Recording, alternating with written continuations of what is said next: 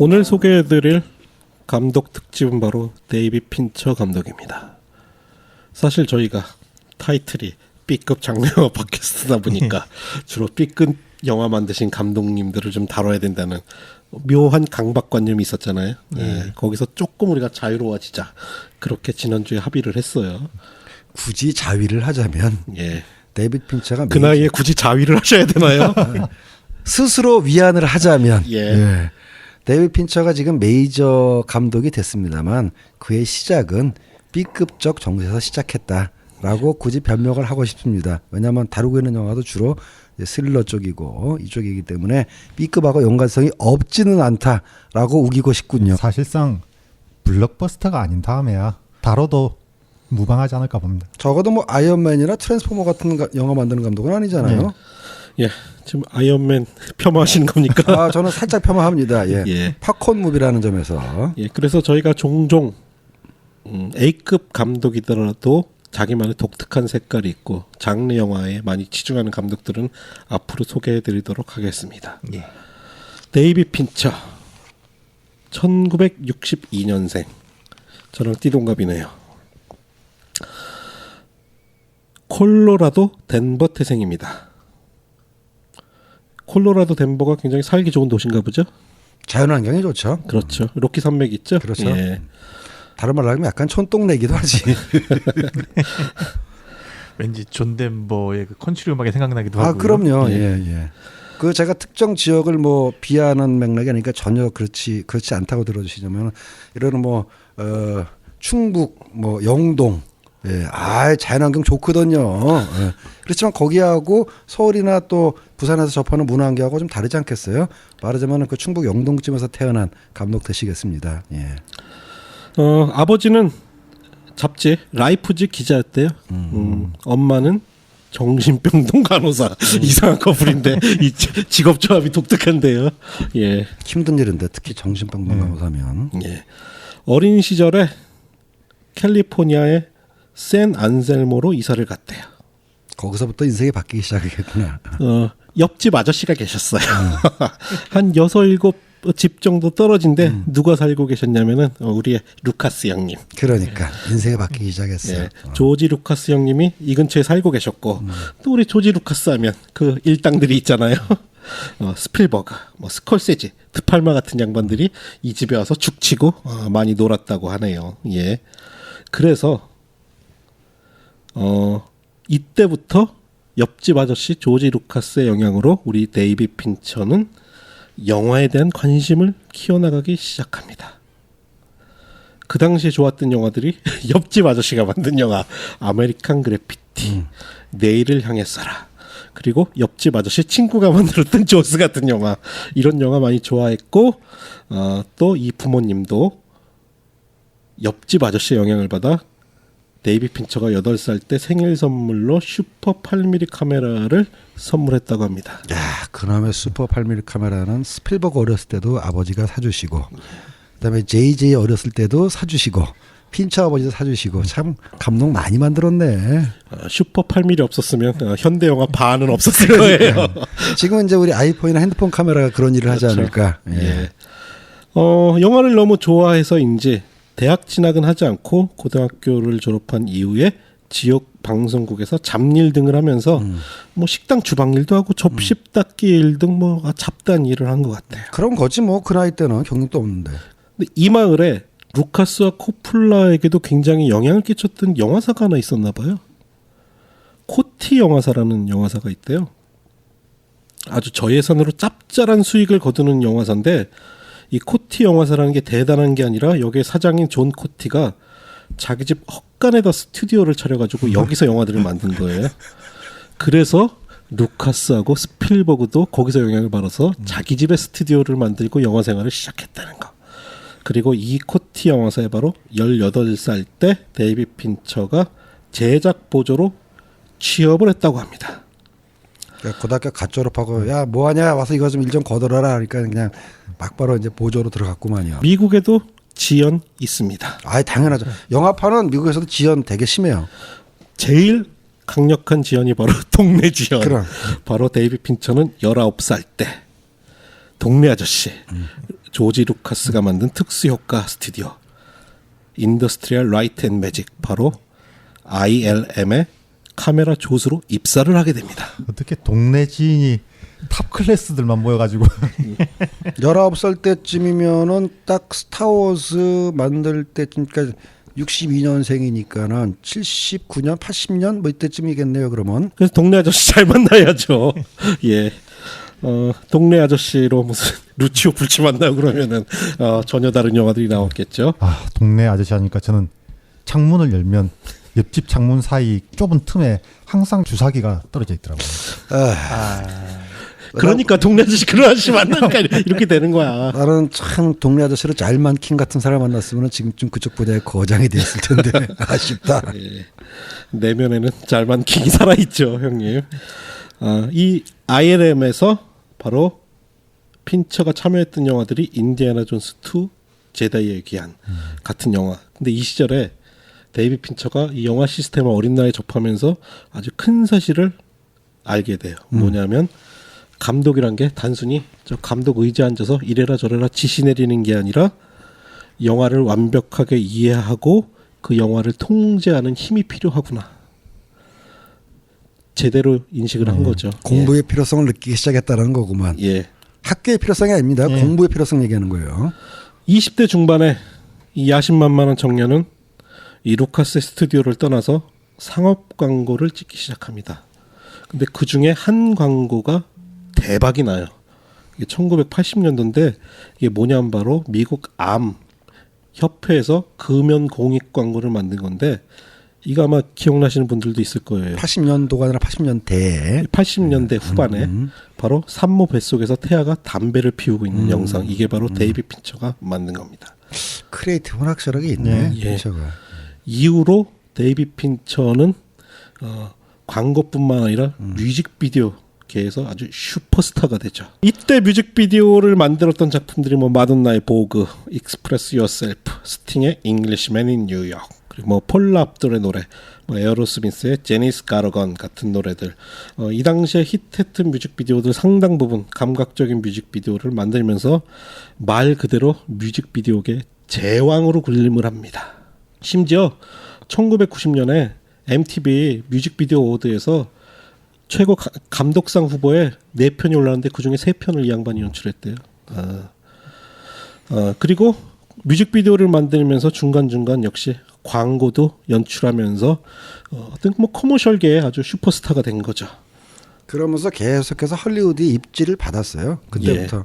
왜냐하면 그때가 소위 말하는 제리 브루카이머하고 이제 돈 심슨이 영화판에서 아주 날고 길 때인데 제리 브루카이머야말로 광고 출신이거든요.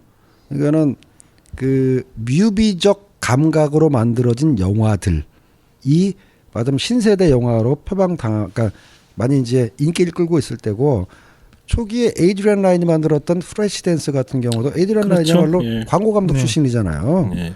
그런 영화들이 막 아주 빠른 화면 전환과 현란한 카메라 테크닉으로 만든 영화들이 일세를 풍미하고 있었기 때문에 그런 트렌드 속에서 야 그렇게 영화 찍는 애 좀 없니? 그렇게 화면 찍는 애 없어 봤을 때 핀처 제가 좀 영화 좀 찍으면 잘 찍을 것 같아. 그래서 여러 그 할리우드의 영화사나 프로에서부터 계속해서 러브콜을 받던 상황이었어요. 딱 그때가. 지금 프레시 댄스 얘기가 나왔으니까 말인데 지금 보면 그 영화 촌스럽죠. 근데 그 당시에 특히 길거리에서 브레이크 댄스 추는 그렇죠. 장면, 제가 기억하기로는 그 영화가 상업 영화가인데 브레이크 댄스를 영화 속에 소개한 최초의 영화. 지금 보면 굉장히 화면 감각적이에요. 근데 이렇게 광고판에 슈퍼스타가 됐는데 데이비드 핀처 이 양반 재미난 양반이에요. 왜냐하면 상업주의를 굉장히 저주한대요. 그러니까 뒤에 영화들이 쭉 그래. 그래서 자기는 광고를 만들어도 이 광고를 자기는 하나의 영상으로 본 거지 이거를 보고 사람들이 난 저 제품을 사야지 이런 생각을 만드는 광고는 자기가 찍지 않는다라는 신조가 있어서 오히려 그런 부분이 먹혔던 것 같아요. 그런데도 불구하고 광고는 계속해서 히트를 해. 예. 그 너바나가 딱 그런 포지션이었지요. 예. 우리는 그런 상업 음악 안 할 거야라고 했는데 굉장히 성공한. 그렇지. 그의 나이 25살 때 정말 엄청난 일을 한 가지 합니다. 바로 동료 도미닉 세나 감독과 함께 프로파간다 필름을 세우죠. 이게 아주 전설적인 회사입니다, 사실. 광고나 뮤직비디오 같은 것들을 많이 만들고 영화 제작도 했어요. 그래서 대표적인 게 데이비드 린치의 광란의 사랑도 사실 이 프로파간다 필름에서 제작을 했는데 이 프로파간다 필름을 거쳐서 영화판으로 진입했던 영화 감독들 명단을 불러드리겠습니다. 마이클 베이, 미셸 공드리, 스파이크 존즈, 안톤 후쿠아, 알렉스 프로야스, 잭 스나이더, 그리고 고 버번스키까지. 딱 고세대의 고물들이로구만요. 예, 그렇죠. 이 중에서 그래도 핀치 형님이 제일 낫구만. 예. 알렉스 프라스도 왠지 CF적이잖아. 예. 왠지 위비적이고. 일단 마이클 베이는 좀 고용하지 말았어야 되는 건데. 그러고 보니까 사실상 데이비드 핀처가 했던 게 패션을 창조하는 거였고 재밌는 게 소셜 네트워크의 그 대사가 나오지 않습니까? 발음 다시 한번 해주신 거야. 소셜 네트워크의 예. 그 대사가 나오지 않습니까? 패션은 끝나지 않는다고. 그렇죠. 참 같은 회사 출신이지만 마이클 베이의 경로와 데이비드 핀처의 경로는 사뭇 다르구만요, 정말. 예, 이때부터 바로 영화 경력이 시작되죠. 그의 영화 데뷔작은 에일리언 3였습니다. 그렇습니다. 에일리언 3의 평가는 아마 영화 팬들도 잘 아시리라고 생각을 해요. 에일리언 3는 사실 저주받은 영화죠. 워낙 전작들의 후광이 컸기 때문에 그렇죠. 데이비드 핀처는 완전 접근 방식을 달리했죠, 영화를. 이제 그래서 기존 팬들한테는 굉장히 많은 비난을 받기도 했지만 일부 팬들에 의해 추앙을 받은 점도 있어요. 기존의 작품들과는 다르지만 그것 나름대로의 독특한 묘미가 있다. 예. 지금은 대체적으로 부정적인 평가보다는 나름대로 독창적인 작품이다라는 평가가 더 많은 것 같아요. 저도 간단하게 보자면 오기가 작동한 영화다.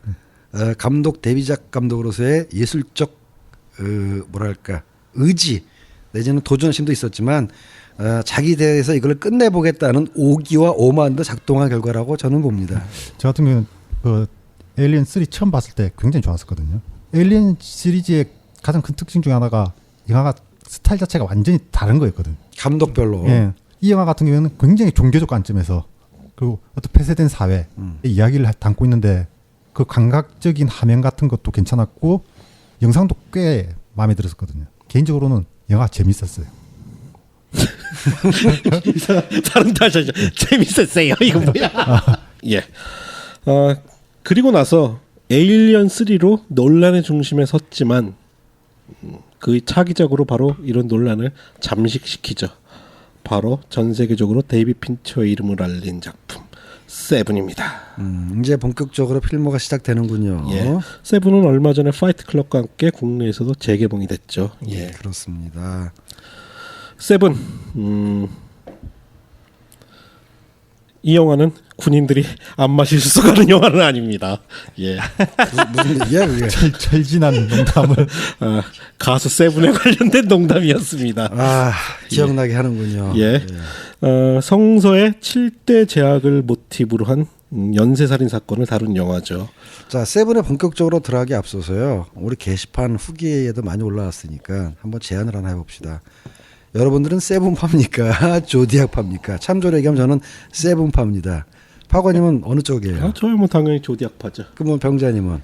개인적으로 저는 세븐 쪽에 좀 더 점수를 주고 있습니다. 닥두님은? 전 당연히 조디악입니다. 자, 세븐파 2명과 조디악파 2명이 진행하는 핀처 특집 기대해 주시기 바랍니다. 예, 거지 같은 영화 세븐 리뷰해드리겠습니다. 농담이고요. 예. 네, 한번 리뷰 한번 해보세요. 예.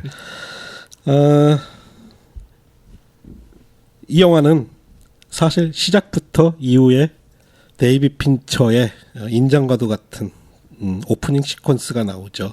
예. 아주 짧고 빠른 편집의 강렬한 타이틀, 바로 미국의 대표적인 타이틀 디자인 아티스트인 카일 쿠퍼의 작품이자 사실상 이 작품 이후에 타이틀 자체가 하나의 독립적인 작품으로 그렇죠. 인정되기 시작했죠. 그러니까 이유라기보다는 부활시켰다고 보는 게 맞는 게 고전 헐리우드 시기에는 타이틀 아티스트도 따로 있었고 그다음에 뭐 솔바스나 뭐 이런 그러니까요. 뭐 특히 히치콕이든 어쨌든 뭐 헐리우드 전성기 영화들 그렇죠. 보면은 예. 타이틀 오프닝 타이틀 시퀀스 그러니까는 시퀀스란 말 자체가 독립된 이야기 단위 아니겠습니까? 예. 그래서 오프닝 크레딧이라고 안 하고 오프닝 크레딧이라는 건 요즘처럼 영화는 일단 시작하고 자막이 인 아웃 되는 게 오프닝 크레딧이고 예. 아주 타이틀 시퀀스가 독립돼 있었어요. 그게 이제 현대 영화로 넘어오면서부터 그 뭐 영화 시작해서 빨리빨리 할 얘기는 하지 무슨 타이틀 시퀀스를 해. 그리고 뭐 야 그 제작비 추가로 들잖아. 그냥 영화 일단 시작하면서 그냥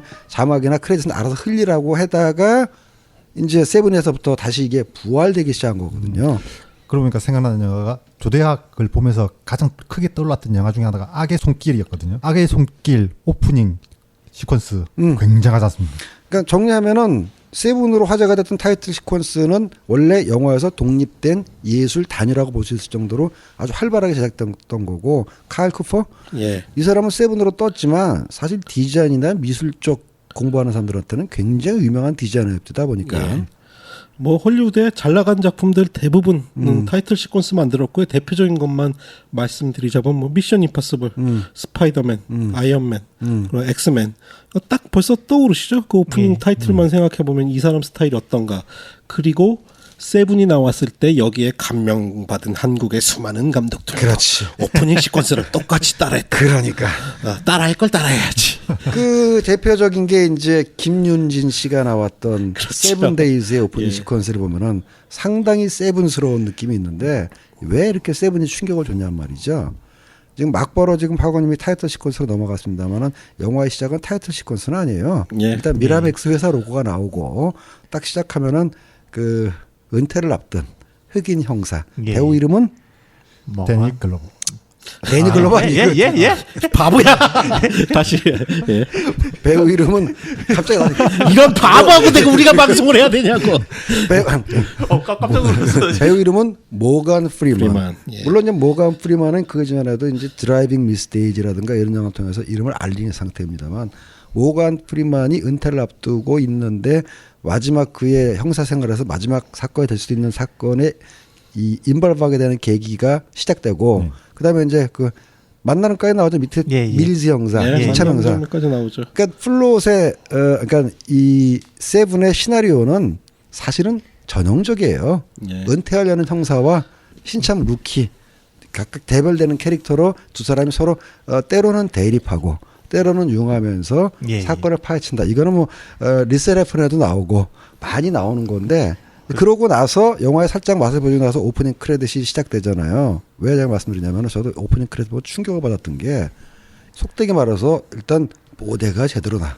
아 간지 죽이지. 간지 죽이죠. 그러니까는 비주얼 상으로도 좋지만은 사실 요 짧은 시퀀스 내에 영화의 메시지가 함축적으로 다 녹아 있고 사실 영화의 기승전결도 다 들어가 있어요. 눈치 빠른 사람은 이 타이틀 시퀀스만 봐도 스토리를 짐작할 수 있을 정도고 예. 음악도 전체 음악은 하워드 쇼가 했지만 이 오프닝 시퀀스 음악은 따로 했지 않습니까? 그 사람이 누구라고요? 그 인더스트리얼 락 밴드죠. 나인인치 네일스의 그러니까. 트렌트 레즈너. 아, 이 화면과 음악의 조화는 기가 막혀요. 그 누군지도 모르는 손가락 하나하나로 막 그 종이를 그 한 땀 한 땀 떠가는 그 손길. 그다음 면도 날로 이렇게 싹 지문을 깎아가면서 글씨를 새기는 그 손길. 예.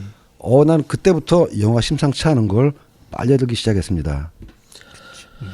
예, 영화의 시작은 전형적인 형사 버디물이죠. 은퇴를 7일 앞둔 7일 일주일 앞둔 형사 윌리엄 서머셋 모건 프리먼이 연기합니다. 데니 글로버 아니고요. 여기에 또 새로운 신참 형사가 파트너로 오죠. 바로 브래드 피트가 연기하는 밀스. 둘이 바로 팀이 되는데 다음 날부터 바로 아주 끔찍한 살인 사건이 발생을 합니다. 첫 번째 살인 사건은 초고도 비만인데 예. 누군가의 협박으로 위가 찢어질 때까지 음식을 먹다가 죽은 사람. 탐식이죠, 첫 번째 제약이. 예. 생각만 해도 끔찍하죠.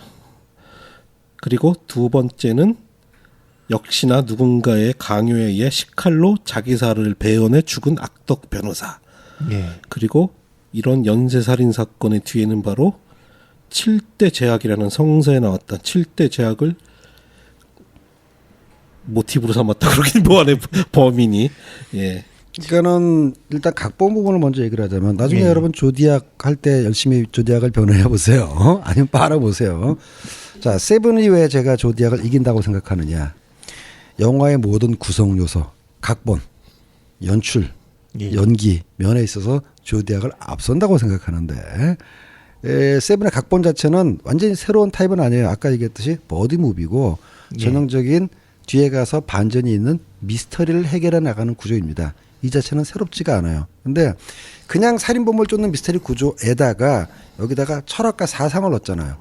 그러니까 뭐 신라곤도 나오고 제가 이 말 하는 순간 이제 닥터니의 눈빛이 초롱초롱하기 시작했는데 단테 얘기도 나오고 그다음에 이 영화가 세븐이 스토리가 흥미진진할 뿐만 아니라 정서까지 전달해주고 있는 거는 이 영화 속에 어떤 장면이 나오면은 캐릭터들이 메인 플롯하고 진행이 상관없는 자기의 심경을 얘기하는 씬들이 몇 개 있어요. 예. 예를 들면 기네스 필트로우가 자기 결혼 생활에 대한 남편에 대한 의심이나 부정은 아닙니다. 근데 결혼 생활에 대한 회의를 얘기하는 장면이 있고 그다음에 모건 프로먼이 그런 기네스 필트로에 대해서 조언을 하면서 자기 인생에 대해서 얘기하는 장면이 있는데 이런 것들이 사실은 기본적인 플롯에 진행하고 상관이 없는 것처럼 보이는 부분이에요. 근데 종합적으로는 캐릭터가 보여주는 이런 신정 묘사가 영화의 주제, 플롯과 거의 완벽하게 맞아 떨어지면서 감정의 깊이를 더하는 기능을 하고 있다는 점에서 이거는 보통 각본이 아니다. 제가 세븐의 가장 큰 문제점 중에 하나로 생각하는 게 방금 형님이 말씀하신 부분. 그러니까 여기서 나는 장점이라고 보는데 네. 닥터님은 문제점이라고 보는군요. 좋아요. 얘기해 보세요. 감정의 폭을 넓히기 위해서 굉장히 공들이 나는 장면들. 이 장면들이 딱 완성되는데 영화의 3분의 2가 진행돼요. 그러니까 나머지 3분의 1이 너무 급작스럽게 확 가버리는. 그게 그렇게 볼 수도 있지만 나는 거기에 또 재반박을 하자면 말이죠. 이 영화는 연쇄살인 사건을 해결하는 형사들이 이야기하는 겉플롯 속에서 그러니까 그게 3분의 2까지 가는 거예요.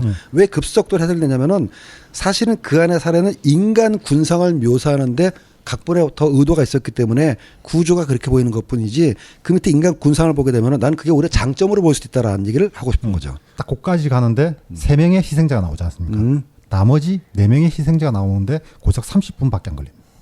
어떤 드라마의 밀도를 굉장히 높여놓고 가다가 갑자기 팍 터뜨려버리는 느낌이 좀 크거든요. 예, 그러면 여기서 일단 영화 속에서 연쇄살인으로 등장하는 5가지 범죄에 대해서 조금 더 설명을 드려야 될 것 같아요. 첫 번째, 두 번째는 아까 소개해드렸죠. 첫 번째는 폭식. 혹시 바로 그러니까 여기서 소개해드리는 죄악으로 인해 예.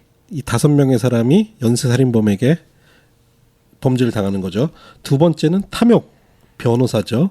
그리고 이 변호사의 탐욕을 이 뭐라 그럴까요? 처단까지는 뭐 처단이라는 표현이 그렇긴 하죠. 예, 그렇긴 하지만 어쨌든 베니스의 상인을 모티브로 해서 그렇죠. 스스로 1파운드의 살을 도려내려는 그런 응징을 하죠. 그리고 세 번째 피해자는 바로 마약 유통업자예요. 1년 동안 침대에 묵고 묶어놓고 그냥 살게 놔두는 거죠. 그렇죠. 등에 욕창으로 등이 다 헐도록. 그렇죠. 예, 죽지 않게 정말 죽을 정도의 고통을 겪게 바로 이 마약 유통업자는 나태라는 죄를 지었고요. 네 번째가 바로 세격. 피해자는 역시 이런 건 영어를 기가 막히게. 훅 나오잖아. 예. 매춘부가 그 피해 대상인데 상대방 남자에게 거의 30cm에 가까운 칼날이 달린 인공선기로 이 매춘부와 섹스를 하도록 강요를 해서 이 매춘부가 죽음에 빠지게 합니다. 그리고 5번째가 바로 교만. 자신의 미모를 뽐내는 미인의 코를 잘라낸 뒤 양손에 악교로 전화기와 수면제를 각각 붙여놓고 선택을 하게 하죠.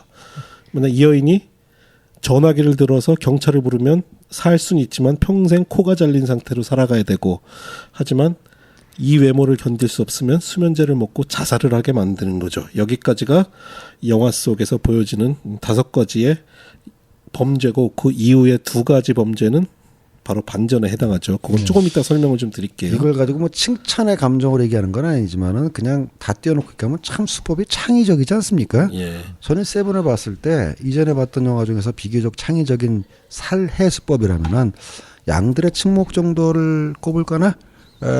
사람을 포를 떠가지고 내장과 살을 발라서 쫙 전시해 놓는 점에 있어서 양들의 침묵은 비주얼도 압도적이었지만 나름대로 참 살해 방법이 창의적인 걸 했는데 세븐 보면서 참신합디다.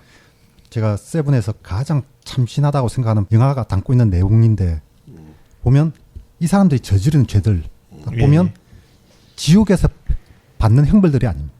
연옥에서 받는 벌들이거든요. 그렇죠. 예. 그런데 이 지옥도에서 연옥에서 받는 형벌을 왜 했을까?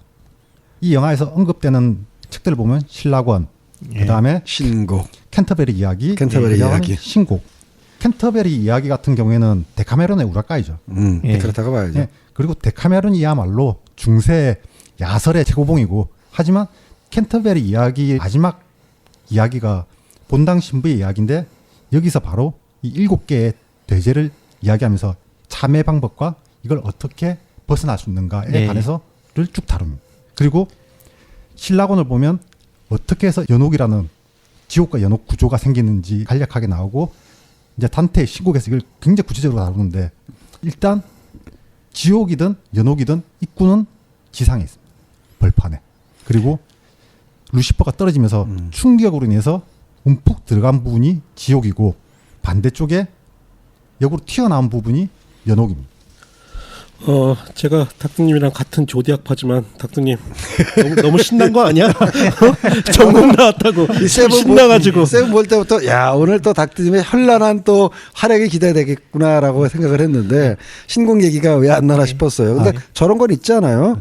그 신라권이든 아니 신곡이든 여기서 얘기하는 7가지 대죄 중에서 사실 오늘의 기준으로 뭐 좀 저게 무슨 죄야라고 납득하기 힘든 것들도 있단 말이죠. 무슨 얘기냐면은 도둑질이나 살인은 예나 지금이나 똑같은 엄연한 범죄이지만 뭐 탐욕, 탐식, 욕정이 뭐 이렇게 죄야? 제가 무슨 말씀드리냐면은 사실 그걸 죄악으로 삼았다라는 것 자체가 중세 기독교 사회가 인간의 욕망을 종교적 이덕으로 통제함으로써 인간의 의식과 신체를 같이 가두려고 하는 어떤 시스템적 코드 아니었겠느냐 저는 그렇게 보거든요. 신곡이라든지 그다음에 그 가톨릭에서 다루는 지옥과 연옥에 대해서 보면 겹치는 부분들이 많습니다. 간음이라든지 지옥하고 다 겹치는 부분인데 여기 가장 큰 차이점은 연옥에 있는 사람들은 윤리적인 경솔함 때문에 그래서 자기가 이걸 나중에 연옥에 있는 사람은 나중에 천국으로 가게 되지 않습니까? 예. 그렇기 때문에 윤리적인 경솔함만 벗어나면 되는데 지옥에 있는 사람들은 악의를 가진 사람들. 악의. 예, 이게 가장 큰 차이점이고 지옥에 있는 사람들은 그 때문에 벗어나질 못합니다. 근데 그거는 맞는 말인데 저에게는 그런 일종의 논리 체계 내지는 형벌 체계를 만든 이유가 중세 시대에 결국 성직자들이나 지배 세력들이 민중한테 이데올로기로 세뇌시켜가지고 요만큼 죄 지은 놈은 나중에 구원될 수도 있고 요만큼 더 지은 놈은 구원될 수 없으니까 우리 말 잘 듣고 교회 헌금해. 이게 거칠게 얘기하면 이 로직에서 나온 거라는 거죠. 중세에서 그걸 만들어낸 이데올로기는 딱 그거고 그 다음에 신학적으로 들어가면 구분은 이제 제가 방금 말한 것처럼 그렇게 구분된다. 그 체계는 있어요. 네. 저기 닥터님 신나셨는데 자제 좀요. 그러니까 우리 여기서- 닥터님이 지금 이해를 못하시는 게 스탠리 형의 말 뜻의 핵심을 지금 이해를 못하고 계세요. 제가 봤을 때 스탠리 형의 말의 핵심은 세욕이 뭐가 죄야. 이게 지금 핵심이거든요. 맞죠? 아니 그러니까 살인, 강도 이거 말고 많이 먹고 많이 세격하는 게 거봐. 그게 내가 이렇게 정확히 들어보잖아. 과거의 시대는 왜 그걸 과거 시대는 죄로 만들었느냐? 예. 당시 지배 세력이 그런 걸 죄로 삼아가지고 억누르게 하고 통제하기 위해서 그런 거고 요즘 시계를 보면 7가지 죄 중에서 적어도 반 정도는 죄가 아닌 시대가 되었다라는 부분도 저는 있다라는 거죠. 예. 그런데 이게 당시 사람들이 그걸 죄라고 못 느꼈다는 걸 확실히 알 수 있는 게 데카메론을 읽어보면 그렇지. 네, 확실히 알 수가 맞아. 있습니다. 그것도 맞는 게 그러면 그렇게 이데올로기를 강요했음에도 불구하고 많은 사람들은 그게 무슨 죄야. 우리는 우리대로 살려한다라는 그 조류도 분명히 있었어요. 그래서 핀처의 세븐에서 가장 탁월한 지점이라고 생각하는 게 결국은 영화가 들판에서 끝나지 않습니까? 영화를 다시 보니까 연옥에서 시작해서 결국은 지옥으로 들어가는 내용이라는 거죠. 그렇게 볼 수도 있어요. 예, 사실은 이 이후에 2가지 범죄가 더 나오는데 사실 이게 바로 이 영화의 핵심이죠. 핵심이죠. 그래서 이 부분 때문에 이 세븐이 사실은 그 당시에 불러온 2가지 붐이 있어요. 하나는 네오 누아르 영화의 부활, 그리고 예. 또 하나는 또다시 반전 영화의 붐을 다시 불러오기도 했습니다. 요게 바로 뒤에 유주얼 서스펙트 바로 뒤에 나왔을 거예요. 거의 아마? 비슷한 시기에 거의 비슷한 나왔어요. 시기에. 예. 그 덕분에 우리 케빈 스페이시 종께서 반전에서 아이콘으로 그러니까 등극하시기도 두 했죠. 군데 다 나온 바람에 바로 두 가지 범죄는 바로 질투와 분노입니다. 질투는 범인이 스스로 경찰서에 찾아오죠. 존 도라는 이름. 존 도는 바로 미국에서 쓰이는 그 무명시 홍길동 같은 그렇죠. 거죠. 예, 예. 예. 거기서부터 이 영화가 또 존 도라는 이름을 붙인 것 자체도 의미가 있는 것 같아요. 그러니까 각본 이제 영화 줄거리가 어느 정도 나왔으니까 각본적인 요소를 얘기하자면은 이 영화 이제 이른바 스토리가 꺾어진 점이 몇 개가 나와요. 플롯 포인트가 몇 개가 나오는데 저도 이 영화 처음 볼 때 어느 정도까지 이렇게 예상했단 말이죠. 정체를 드러내지 않는 연쇄살인범과 그를 쫓으려고 하는 올드 앤 뉴의 버디 형사의 지략과 액션의 대결로 가려나 하다가 어느 순간 갑자기 툭 나타나더라고. 그러니까 플롯 포인트가 전혀 예상하지 못한 지점으로 이제 꺾어지면서 지금 닥터님 그 부분이 불만이다라고 얘기를 하는데 앞에 끝까지는 차근차근 하다 뒤에 가서 이렇게 갑자기 확 해결하는 것 같은. 근데 난 그게 이 극본의 탁월한 점이라는 거거든요. 그 부분까지 굉장히 좋아하는 게 형사의 수사물 이야기가 아니라 그에다 드라마를 쫙 깔아놓지 않습니까? 그리고 사람을 굉장히 몰입시키거든요. 그 드라마에. 그렇죠. 그러니까 사실은 이 부분부터 이제 좀 논란이 있을 텐데요. 저는 이 영화 세븐을 좋아한다는 걸 밝히고 말씀을 드리겠습니다. 조작보다 안 좋아한다며. 예. 그래도 세븐 좋은 영화죠. 왜냐하면 마지막에 질투와 분노, 이 영화 엔딩은 이제 거의 다 아실 거예요. 이 영화는 예. 거의 다 보셨다고 생각을 하고, 사실 질투는 존도 스스로 자기 스스로지. 자신의 죄가 그렇죠. 질투였던 거고, 분노라는 죄는 결국 그 존도가 이 밀스 형사가 자기 분노에 차서 자기를 쏘게 만드는 예. 바로 이 분노는 밀스의 번제입니다. 근데 이 결말이 매력적이긴 한데 이 영화의 심각한 단점이기도 해요. 왜냐하면 앞에 5가지 범죄는 이들이 저질렀던 자신의 죄와 같은 방법으로 처단을 당해요.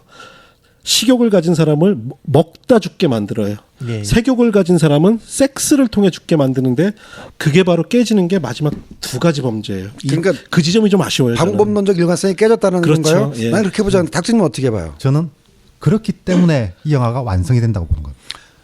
저게 닥터님 의견 동의하는 게 지금 파고님은 앞에 5명까지는 그들이 지은 죄와 같은 방법으로 처단는지 응징했으니까 어떤 단계적 논리적 일관성이 있지만 뒤에는 없다라고 보는데 저는 그거를 꼭 죄와 방법론을 기계적으로 일치시키는 거 말고 케빈 스페이시의 관점에서 보면은 자기가 구축한 악성의 세계를 스스로 자기의 관점에서 완결시키는 수법이라는 점에서 꼭 같은 방법을 안 쓰더라도 말하자면 이 악성 세계, 이 지옥 세계의 완성 설계자이자 완성자인 거야. 그런 면에서 나는 케빈 스페이시가 아주 완벽한 방법을 썼다고 생각하는 거죠. 동의하진 않지만. 그래서 저는 이 데이비 핀처가 신곡을 굉장히 꼼꼼하게 읽었다는 게 여기서 딱 느껴지는 게 신곡에서 지옥 문 입구를 딱 들어갈 때 쓰이는 글귀가 나를 지나 사람은 슬픔의 세상으로, 그다음에 비탄의 세상으로, 그다음에 멸망에 가는 무리 곁으로 딱 쓰여 있습니다. 그게 나를 지나 또는 나를 통과해라는 뜻인데 여기서 유일하게 악의를 가진 죄인이 바로 케빈 스페이스거든요. 예. 그게 제가 조금 반론을 제기하겠습니다. 핀처 자체가 꼼꼼하게 읽고 했다기보다는 각본을 쓴 네. 앤드류 각본가. 케빈 워커가 네. 신곡과 신라곤에 통달한 상태에서 핀처는 각본을 받아들고 나중에 신곡을 보긴 했겠지. 감독도 웬만큼 통달하지 않았을까 그러니까 생각합니다. 생각해 보면 제일 아이러니한 건 이 모든 범죄를 기획한 존도 그러니까 가장 편안한 죽음을 맞이했다는 건 좀 이상하지 않아요? 아니 그게 아까 얘기했던 존도가 설계한 악성의 세계가 완성됐다라는 점에서 완전 범죄라는 거예요. 그 사람이 존도가 어떻게 보면 익명이지 않습니까? 이 익명이 그렇게 깔끔하게 죽음으로 인해서 사실은 지옥 문이 활짝 열린 거죠. 열린 거고 조금 확대 해석하면 존도를 일종의 안티크라이스트라고 여겨 봅시다. 그런 성경적 의미의 안티크라이스트 말고 정말 악마 세계 설계자라서 존도 입장에서 안티크라이스트라면은 얘가 할 말은 머리가 총구가 겨눠졌을 때 다 이루었도다야. 예. 그럼으로써 자기가 구축한 악마적인 세계가 완벽하게 내가 존도 입장에서 감정이입해서 이 영화를 보면은 아이 뿌듯해, 아이 충만해 이렇게 되는 그런 설계인 거죠. 존도의 입장에 정말로 그 완벽하게 동화돼서 세상을 보면은 존도는 오히려 그렇게 자 탐식의 죄를 짓고 있는 자를 갖다가 징벌을 통해서 죄사함을 내렸다. 탐식의 죄를 지상에서 없앴다. 탐욕의 죄도 지상에서 없앴다. 그런 식으로 하나씩 죄를 없애고 마지막 2개의 죄까지 함으로써 나의 죽음으로 인해서 세상을 정화시켰다라고 분명히 판단할 겁니다. 그런 맥락이에요. 예, 예. 그럴까? 나는 좀 그 흐름이 결국은 이 시나리오상의 이런 충격적인 엔딩을 위해 좀 깨졌다는 생각이 저는 좀 짙게 들어요. 그래서 저는 이 영화에서 그 주인공이 활약하는 이 도시를 결국 지옥으로 보고 이 지옥으로 향하는 입구를 이 존 도라는 자가 열었다고 봅니다. 그러니까 그런 지적은 저도 이제 동의하고요. 그 증거로 일단은 이 영화에서 이 사건이 벌어는 이 지역에 특정하지 않습니다. 그리고 범인의 이름도 존 도로 했다는 건 결국 현대 사회를 그냥 이야기하는 거죠. 감독이. 도시의 풍광 자체는 상당히 뉴욕을 예. 연상케 하지만 뉴욕이 아니라 할지라도 미국 현대의 어느 도시에 갔더라도 어울리는 풍광이고요. 사실 촬영은 다 LA에서 했답니다. 그러면 이 지점에서 그러면 작가나 감독이 존 도를 통해서 이야기하고 싶었던 것은 무엇일까요? 자, 일단 예. 그걸 제가 말씀드리겠습니다. 감독 말고 일단 작가 얘기를 할게요. 앤드류 예. 케빈 워커. 아까도 얘기했지만 뭐 그렇다고 해서 제가 핀처를 뭐 무시하는 건 아니에요. 신곡 읽었겠지. 밀턴도 읽었겠고. 근데 세븐이 갖고 있는 세계관의 기초는 앤드류 케빈 워커의 극본에 기대하는 바가 예. 큰데 지금 그 파고님 질문에 대답하자면은 존 도가 한 행동은 우리의 일반적인 기준으로 보면 아주 극악한 강력 범죄 행위잖아요. 그냥 영화의 외피만 따라가는 관객한테는 존 도가 미치광이의 살인마일 뿐이에요. 근데 이걸 뒤집어서 보면은 저는 앤드류 케빈 워커가 존 도의 캐릭터를 설정할 때, 이 플롯을 할 때 일종의 검은 천사의 개념으로 이 존 도를 설정했다고 생각을 하는 거예요. 검은 천사는 무엇이냐, 즉 인간이 어떤 행동을 할 때 하얀 천사가 와서 그거는 좋지 않아, 나빠라고 교훈하고 훈계하고 가리키는 하얀 천사도 있지만 검은 천사는 제대로 나쁜 모습, 인간을 더 구렁텅이에 빠뜨리고 극악하게 함으로써 역설적으로 아 이것이 이렇게 안 좋구나라는 거를 일깨우게 하는 기능. 아주 쉽게 비유하면은 그 디즈니 만화에서 왜 이렇게 까만 플로트 나오고 하얀 플로트 나오잖아요. 왜냐하면 기본적으로 상업 영화이기 때문에 굉장히 반역적인 철학에서 기대야 한 건 아니고 다만 그 들어가는 방법이 검은 천사라는 캐릭터를 통해서 이 사회 부패와 병폐를 일깨우는 철학이 나는 시나리오에 녹아있다고 봐요. 그런 점에서는 이 시나리오 뛰어나다고 보는 거죠. 그러면 존 도의 역할은 우리가 일반론적으로 봤을 때 사이코패스 살인범이지만 사실은 이 캐릭터를 통해 현대 사회를 비판하는 지점, 현대 사회의 사람들이 가지고 있는 악행들을 드러내는 역할이라는 건가요? 저는 좀 그렇게 보는 편인데 특히 트럼프 당선에 대한 거랑 연결해서 볼 수밖에 없다 생각하는데 트럼프를 당선시킨 그 사람들이 사실 이렇게 죽어야 된다고? 아니요. 크던 적든 간에 바로 그 지금 존도와 같은 생각을 하고 있는 건 아닐까. 내가 하고 있는 행위는 미국을 더 위대하게 커다랗게 만들고 있는 행위라고 믿고 하고 있지만은 사실은 그 결과적으로 오히려 더 거대한 지옥문을 열어젖히고 있는 것은 아닐까라고 병자님, 좀 생각해봐야 되지 않냐. 트럼프를 찍은 사람의 심리는 세븐보다는 파이트 클럽의 캐릭터나 인물을 통해서 많이 나오잖아요. 파이트 클럽 가도 분명히 얘기 또 할 겁니다. 그때 좀 더 저는. 트럼프 얘기는 그때 좀 더 할 것 같고 파고님 우리 이제 어쨌든 세븐 편이니까 예. 거기에 덧붙여서 조금 더 보완하자면은 맞아요, 그런 의도가 있었어요. 근데 저는 완전히 앵글을 케빈 스페이시의 눈에다 딱 맞춘 겁니다. 그 사람한테 몰입해서 봤을 때는 작가의 의도는 그렇게 역설적으로 한번 비판하고자 하는 내지는 환기하고자 하는 의도가 있다면은 그냥 내가 좋은다라고 생각하면은 이 썩은 세상을 검은 천사 입장에서 완전히 뒤집어 놓음으로써 완성시켜 버려야지. 그러면 인간들이 깨달으려나? 라는 의도까지도 보였다라는 거죠. 각본 얘기는 뭐 그 정도고. 이 영화 제가 보는 관점은 좀 지루하겠지만 역시나 단테의 입각에서 단테 입각에서 네. 단테 방법론을 저는 용어를 차용해서 이 영화는 어떻게 보면 딱 하나의 이미지로부터 시작했다고 생각합니다. 바로 루기스트 로댕이 만든 조각 작품 생각하는 사람. 생각하는 사람 딱 지옥문 입구에서 그렇지. 굉장히 생각하기 작은 게 있거든요. 자, 영화 끝을 보면 존 도가 죽는 공간이 바로 들판입니다. 지옥 문이 세워진 공간이죠. 그 공간 앞에서 로댕의 생각하는 사람은 계속 생각을 하거든요. 그래서 무슨 생각하는 거야, 그러니까 그 사람? 이 영화 중반까지 담고 있는 태도를 보면 굉장히 사람들이 무관심한, 결국 이 무관심 사회, 결국 이 무관심 속에서 내가 아무렇게나 툭툭 던진 것들이 사람들에게 지옥이 된 건 아닐까. 그래서 결국 이 존도라는 이런 지옥의 결집체와 같은 인간이 탄생해서 지옥의 문을 연 것은 아닐까 하는. 예, 각본을 쓴 앤드류 케빈 워커가 이 작품의 데뷔작이고 그러니까. 그 어떤 경력도 없이요. 타워로코드에서 점원으로 일하면서 틈틈이 2년 동안 썼대요. 더 놀라운 것은 이런 놀라운 시나리오를 쓰고 그 이후로 별다른 활약이 없었다는 거. 그 뒤에 저도 앤드류 케빈 워커 크레딧 찾아봤는데 특별한 게 없어요. 예. 그러니까 인간의 또 창조력이나 지력이라는 것도 한계가 있는 건지 어쨌든 이 각본은 정말 대단한 각본이에요. 예, 뭐 그 지점은 동의합니다. 어쨌든 영화의 제작과도 관련된 이야기를 좀 하자면 네. 이 영화는 스토리 관련된 부분뿐만 아니라 기술적인 부분도 당시에 화제가 됐는데 특히 그 블리치 바이패스라는 그렇죠. 기법 설명 브리치 좀 해주시죠. 바이패스 자체는 처음 쓰인 건 아니죠. 처음 쓰인 건 예. 50년대부터 개발해가지고 브리치 바이패스가 뭐냐? 브리치면 이제 표백, 탈색 이런 거 아니겠습니까? 바이패스는 우회하다 내지는 건너뛰다.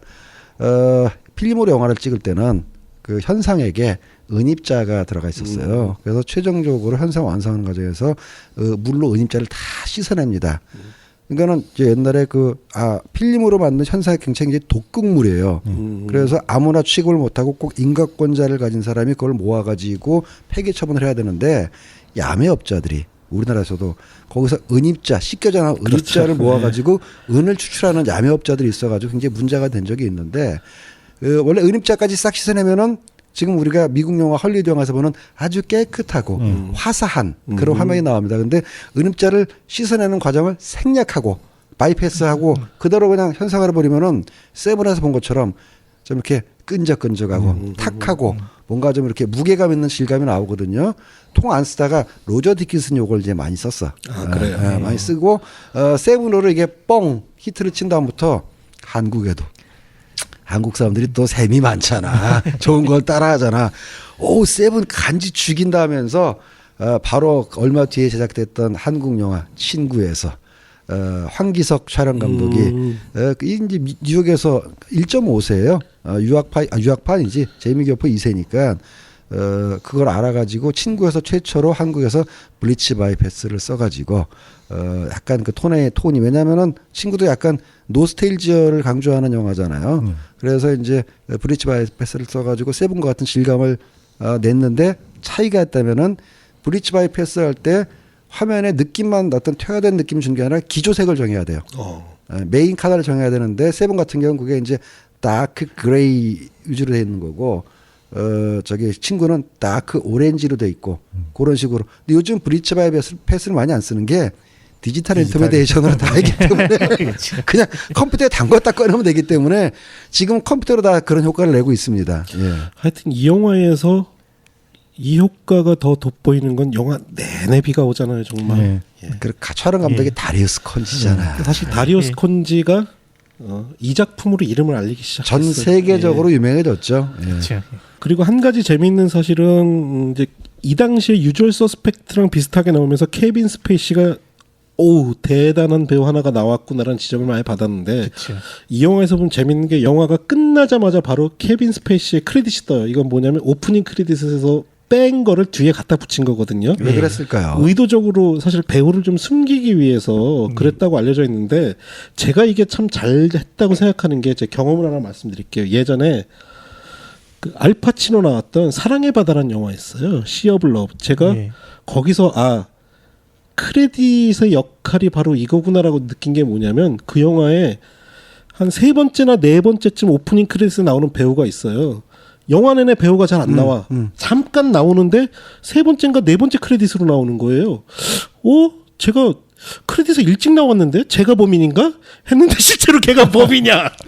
그러니까 크레딧도 일종의 정치학이 있는 거예요, 정말. 예. 세븐에서 오프닝 크레딧 시퀀스에 케빈 스페이시가 나왔다면 누구나 다 범인으로 나오겠구만. 그러니까 그 선택이 맞는 거고 그 엔드 크레딧 맨 처음에 케빈 스페이시의 존 도라가 나오잖아요. 예.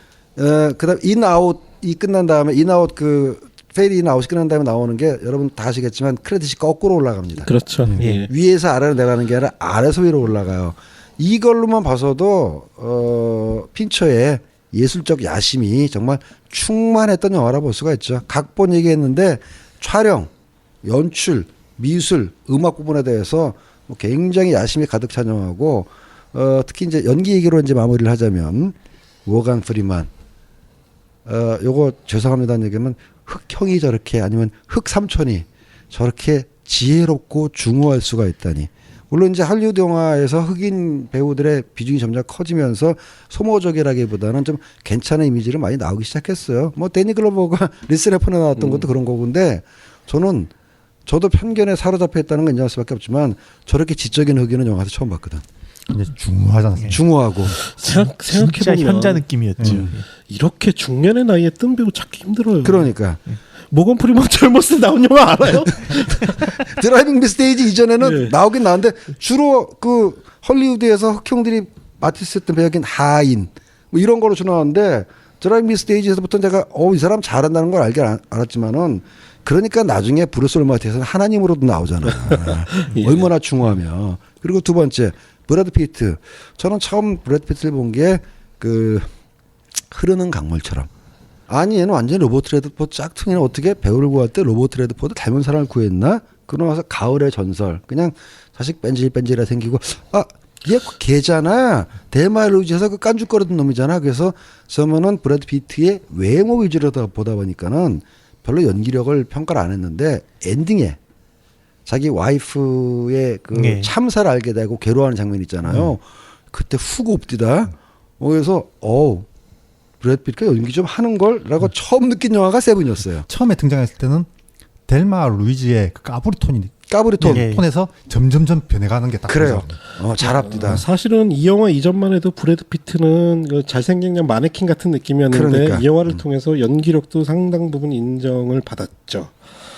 브래드 피트의 전설이 저는 시작된 영화라고 생각을 합니다. 예. 그리고 데이비드 핀처의 연출력도 일치월장했다는 걸 느낄 수가 있는 게 사실 그 핀처의 베이스가 뮤직비디오나 CF라는 얘기를 했는데 그래서 그 점 때문에 에일리언 3의 감독으로 선발이 됐겠지만 사실 에일리언 3에서 본 말이죠. 커트를 나누는 규칙이라든가 커트의 배열 자체가 약간 어정쩡해요.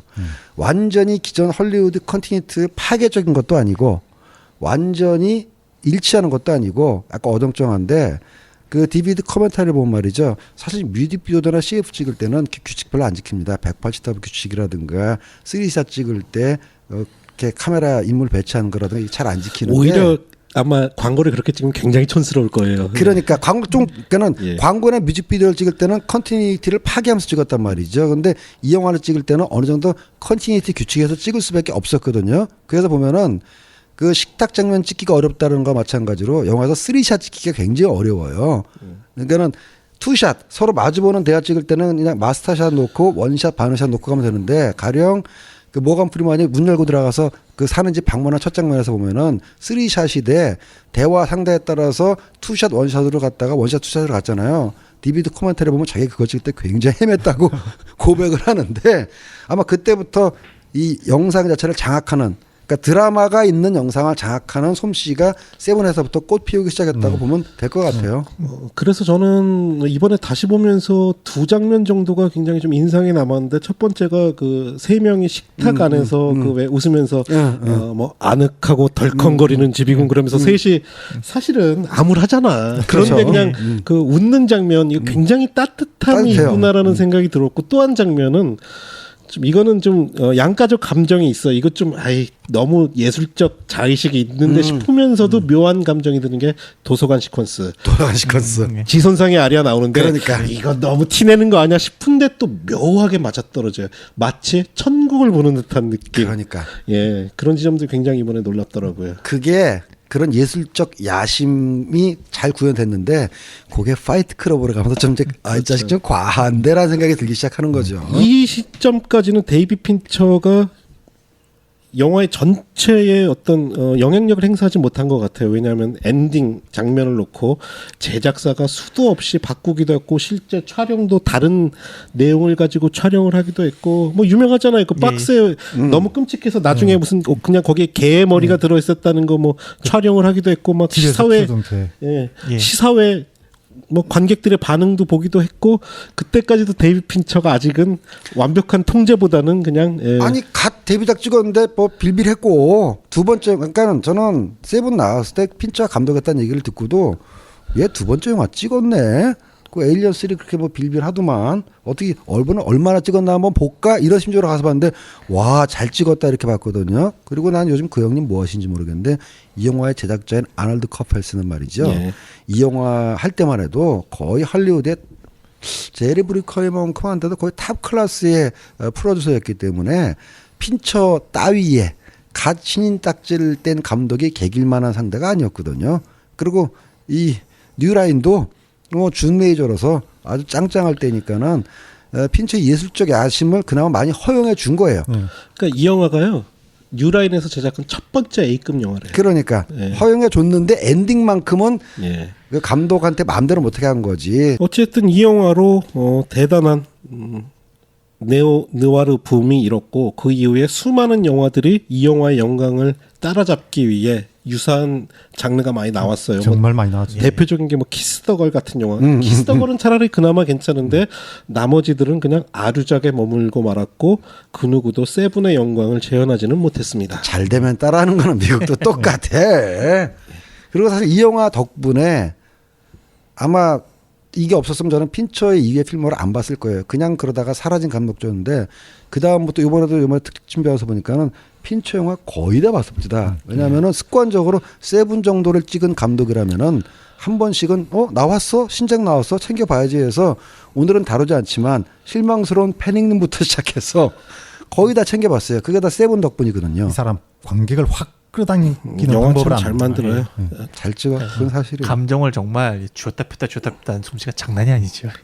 아, 사실 저희가 오늘 세븐에 대해서 이렇게 조금 이제 분석적으로 말씀드렸는데 이 영화 처음 나왔을 때 다른 거 필요 없고요. 딱 한마디로 와 졸라 죽이는 영화 나왔다. 아 재밌어 이 일단. 감정 하나였어요 사실. 예. 그리고 세련되고 한마디로 요즘 말하면 간지 작살인 영화였지. 때깔도 달랐죠. 때깔 다르고. 일단 그 세븐에 대한 리뷰를 1차로 끝내는 마당에 제가 간단하게 정리를 하자면은 오늘 왜 조디악파와 세븐파 이런 얘기 했지 않습니까?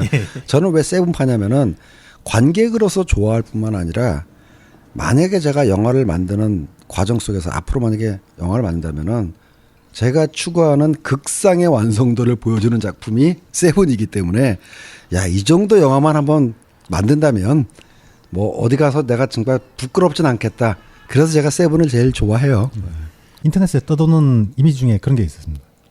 예전에 박근혜를 왜 찍었냐라는 이미지에 한 아주머니가 자식에게 뭔가를 보여주겠다라고 답변한 게 있거든요. 예. 결국 그 사람이 그런 사람 자기는 그게 의도가 그게 아니지만 결국 지옥을 만들어낸 거지 않습니까? 예. 그러니까 우리는 우리 스스로 알지 못하게 지옥을 만들 수 있다는 거. 그래서 한 번쯤 뒤돌아볼 필요가 있다는 거. 이 영화를 통해서 그 정도는 생각해 볼 수 있지 않나라는 겁니다. 세븐과 현 시국을 연결하는 저 놀라운 창의력의 경의를 다시 한번 보냅니다. 저희 팟캐스트에도 원래 멜로 영화만 좋아하시던 분이 저희 팟캐스트를 듣고 나서 공포 영화를 좋아하기 시작했다고. 우리 의도와는 상관없이 우리 영화 친구들을 지옥으로 안내하고 있네요. 영화를 공부하시는 분이라든가 영화에 뜻 있는 분들은 세븐을 텍스트를 한번 꼭 보세요. 그만큼 중요한 영화입니다. 예. 오늘 소개해드릴 두 번째 영화는 바로 세븐과 함께 최근에 재개봉을 했습니다. 그리고 데이비드 핀처의 영화 중에 가장 호불호가 심한 영화입니다. 바로 파이트 클럽. 어떤 팬들은 최고 영화로 꼽는 사람들도 있죠. 그렇죠. 예. 제가 재미있는 거 하나 말씀드릴게요. 뭡니까? 파이트 클럽 유행했을 때 영화 개봉하고 나서 수많은 패러디들이 존재했는데요. 그 중에 제일 웃겼던 게 우리 스탠 형은 아실 거예요. 그 쿠바의 아주 오래된 그 예전 가수들이 그 국가의 검열에 의해서 가수 활동 못했다가 나중에 다시 공연하는 모습을 담은 부에나비스타 소셜 클럽이 패러디한 영상, 부에나비스타 파이트 클럽이라는 그런 패러디도 존재를 했습니다. 예, 파이트 클럽 역시 데이비드 핀처의 자신의 시나리오는 아닙니다. 데이비드 핀처는 거의 자신의 시나리오로 영화를 만들진 않는 것 같아요. 좋은 시나리오가 들어왔을 때 연출력을 보이는 감독이고 라이터 앤 디렉터는 아니에요. 예. 척 팔라닉의 소설을 각색을 했다고 하는데 이 원작 소설 또 우리 시간 많은 닥두님 읽으셨다고요? 시간 안 많거든요. 안 많은데 왜 읽었어? 겁나게 바쁜 와중에 잠을 줄여가면서까지. 사실 너무 바빠서 소셜 네트워크도 예. 베이스가 되는 책을 사놓고 읽지를 못했습니다. 일단 원작이 그 작가가 자기가 굉장히 폭력적인 소설을 써보겠다고 했었는데 예. 사실 영화가 더 폭력적입니다. 그리고 특히 엔딩은 영화가 훨씬 훌륭합니다. 그렇군요. 오늘 원작을 읽으셨기 때문에 많은 부분 우리 또 닥터님한테 기대해야겠네요. 내용 간략하게 소개해드리겠습니다. 주인공 존 도죠. 사실은 영화 속에 뚜렷이 캐릭터의 이름은 등장하지 않습니다. 주인공 에드워드 노튼은 보험회사의 사고 조사원이죠. 그러다 보니까 매주 비행기를 타고 전국으로 출장을 다녀요.